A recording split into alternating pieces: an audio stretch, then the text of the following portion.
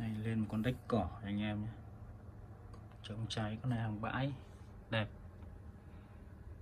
Vừa mới ngồi thay dây các thứ xong, xốp xiếc cũng còn đây này, máy zin hết. Pioneer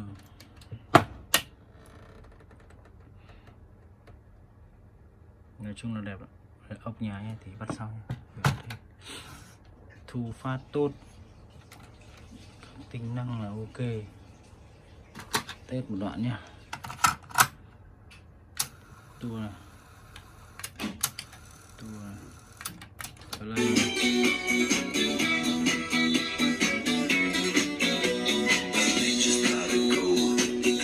Máy đẹp lắm, chưa lau chùi nó đẹp.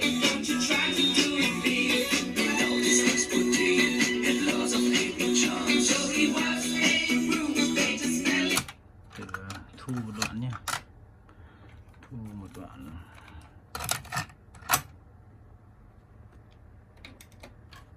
Rích tín hiệu,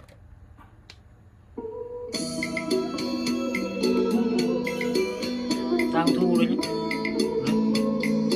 Còn nếu anh em muốn làm dề thì bấm rách pau, cho băng vào bấm rách pau, thấy không?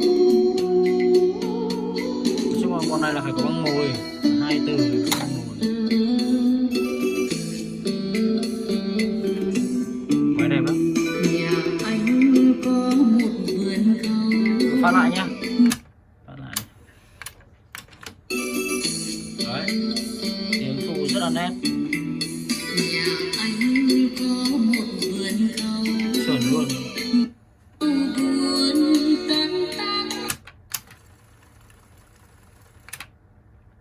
Tua rất khỏe, ra vào.